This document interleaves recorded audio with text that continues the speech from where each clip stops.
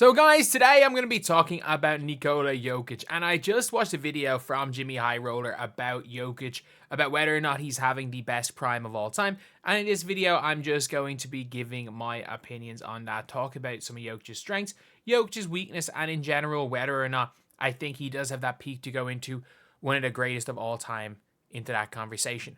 But before we get on to that, if you guys are new to the channel, subscribe. We're trying to hit 8,200 subscribers by the end of the day. That would be an absolutely incredible number to gain 45 subscribers by the end of the day. We're not going to hit 10k by Christmas, but that would still be incredible, lads. But anyway, let's go on to this and let's talk about it. So, Nikola Jokic, the man, the myth, the legend. This guy, if you want to look at advanced metrics, and I don't think there's any real point in basing it based on PER and advanced metrics, because even as he pointed out in the video, it kind of overvalues individual offense while undervaluing individual defense in place of team defense. So, and it also, again, it just shows the box score. So there are going to be sometimes players that just weren't that effective, but no matter what, they're still going to look like they're going to be doing really well as far as PER is concerned. But I'm just going to talk about his game. And I think it's fair enough to say there's no player in the world better than Nikola Jokic. I think there are players that can individually score more. I think there are players that can individually go and maybe win a game by themselves. But I don't think there's an individual player that has the ability to just carry teams like Jokic can the offensive end. I think he's the best player in the world by quite a bit.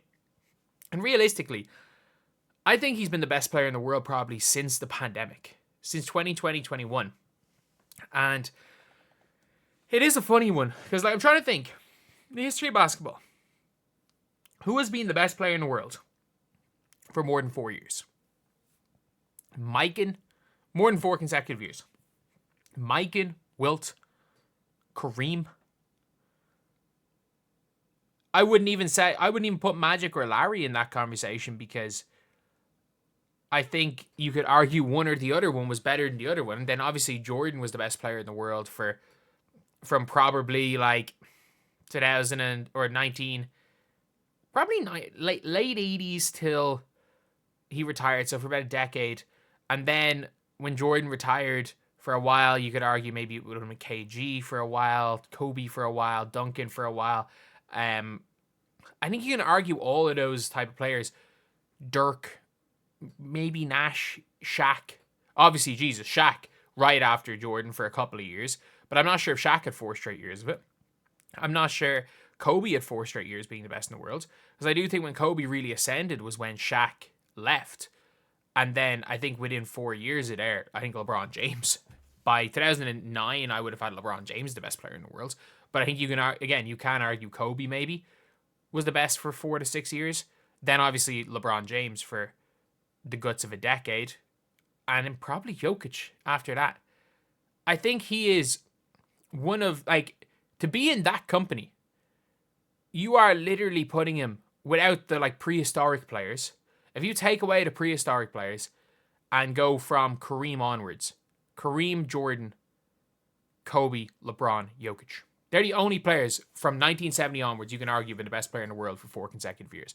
And it's not like he's not going to be the best player in the world next year unless Wemby makes some sort of a leap. He is having one of the greatest peaks ever. He's having the greatest offensive peak ever. And look, I'm not saying he's having a greater peak than LeBron or Jordan. I think they've had the 2 best peaks as far as individual play goes, because Jordan, even before he was winning rings, he was still winning MVPs, he was winning depoys, he was still unbelievably good at basketball. He was doing everything. He's the all-time leader in points per game, and his true peak from maybe 89 to 92, and I don't know, he had almost a different type of peak from 92 onwards, or from when he came back onwards. And I think a big reason for that was that they shortened the 3-point line. Not a big reason. Part of the reason was they shortened the 3-point line, and suddenly Jordan became a 40% 3-point shooter.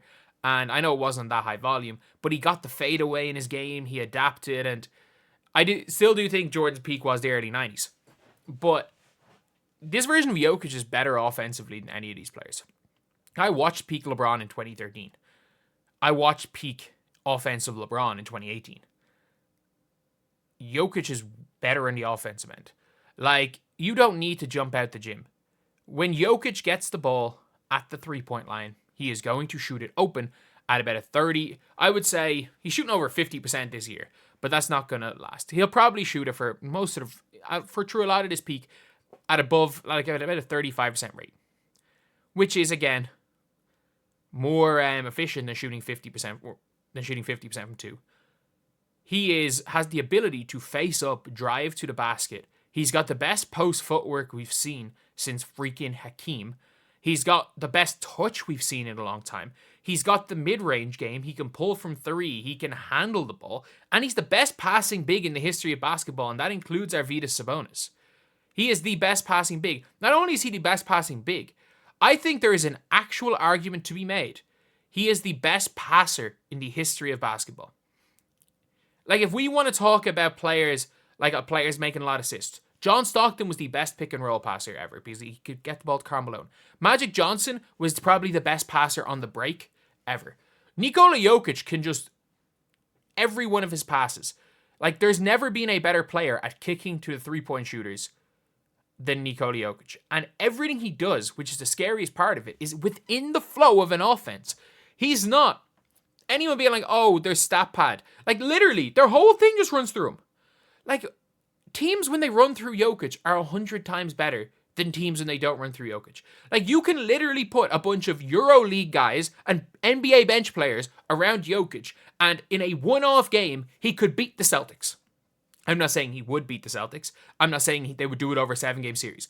But he is the only player in the world, maybe ever, that you could put on a team with a team of non-NBA players and in a one-off game could beat the NBA champions.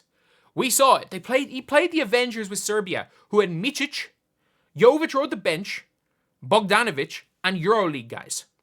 And they were robbed, but like, there was a few really just, I'm going to say they just made a few blunders down the stretch. Like that 6-point play, the ridiculous LeBron offensive foul charge thing that wasn't called down the stretch, and the fact that they had a 3 with 2 minutes to go to make it a 5-point game, that they missed a wide open fast break 3, and like that shot goes in, they win the game. So it was a neck and neck game that could have gone either way. And Jokic literally just touched the ball every single possession. Jokic is touching the ball more than once a possession. You want to know what that means?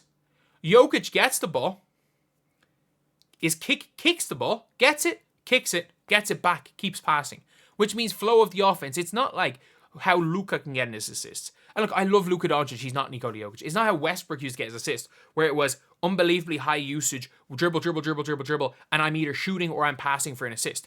Jokic just makes passes. If it's an assist, great. If it's not an assist, who cares? Like, he just makes passes. He just plays offense. And there's never been a player. I've always said this for Nikola Jokic, or sorry, not Nikola Jokic, for Luka Doncic, that the game of basketball has never came easier to anyone than it came to Luka Doncic.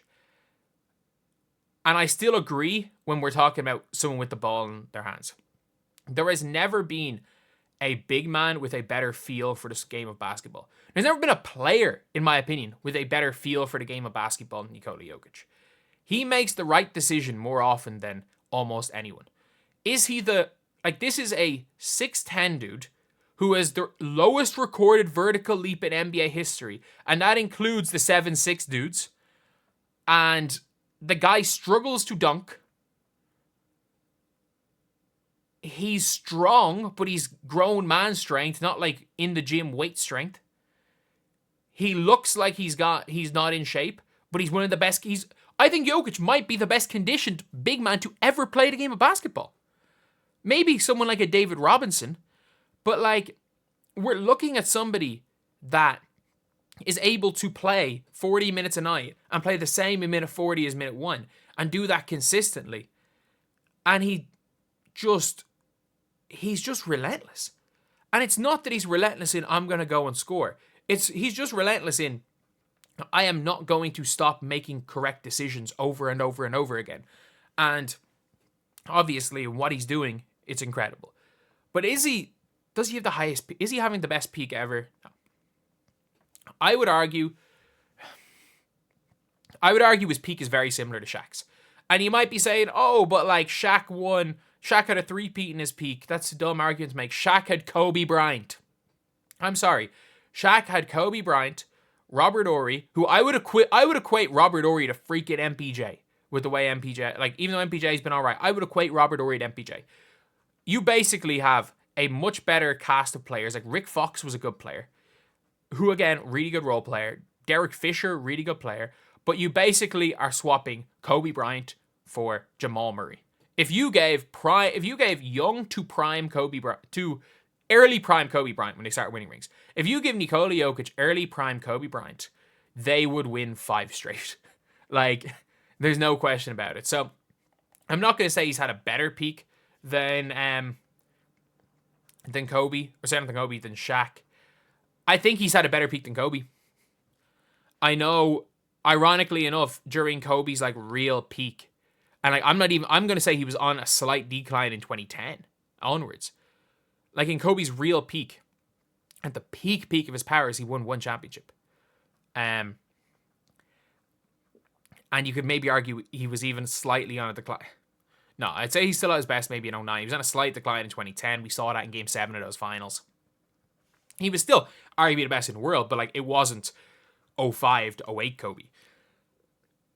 But he was still, that wasn't his fault. They gave him Kwame and Sponge Parker, just like it's not Jokic's fault they gave him the scrub team right now. But I think he's had at least an equivalent, like I think you can argue as an individual basis, he's had a similar level peak to a Larry Bird. He's had a similar level peak to a Kareem. He's had a like again, in Kareem's peak, he won a ring. Like, let's not forget that. He won a ring in his peak. So I'd say similar to Kareem, similar to Larry. I still put LeBron and Jordan ahead of him, but that might be it. And when we're talking about overall, because he did peak quite late and we don't know what he's going to keep doing, I think as time goes on with the second apron and everything, ring counting isn't going to be as much of a factor in in some of the greatest players ever. Like Hakeem's only has 2. Like the likes of KG has 1. Some of these guys, but I think I'd put Jokic over KD. I'm straight up saying that I would put Jokic over KD. But like my top 5 is like, again, I'm not even going to, let's just say Jordan, LeBron 1, 2. I'm not going to even give the order because it'll piss people off. I think go Kareem. You're looking probably at 4 with, I have Steph at 4. I think Steph's the best of the rest, if I'm being completely honest. At 5, then at 5 onwards is where you start to look at like Shaq. You probably look at Kobe. You look at Larry. You look at Magic.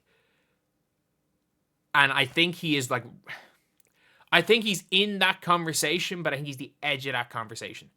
So it's really difficult for me to rate Nikola Jokic, but I think he is in the like 7 through 12 range. And I think he is I think he's ahead of KG. And he pushes the likes of KG, for me, Dr. J out of that range. Obviously, Moses Malone is kind of gone out of that conversation for top 10. I think he's better than Oscar Robertson. I genuinely would say, when we're talking about Nikola Jokic, and I think Bill Russell and Wilt are really hard to rate. I think they're extremely hard to rate. Like, you can make an argument for Wilt at 1, or you can make an argument for him not top 10. I think he is he's definitely not top 5 all time, but I would say he's either top 10 or close to top 10 at this point. And I would be shocked if by the end of his career, when it's all said and done, he won't be top 10, because let's be real, like, situation, it's not, winning very few rings isn't held against anybody in the 90s because the Bulls existed. Just like I don't think not winning rings should be held against anyone when the KD Warriors were a thing. And I don't think not winning multiple rings, I think the fact he won a ring with how bad a job Denver have done in the front office should be seen as a huge positive. But anyway, that's the video. Thank you guys for watching. Please like, comment, and subscribe.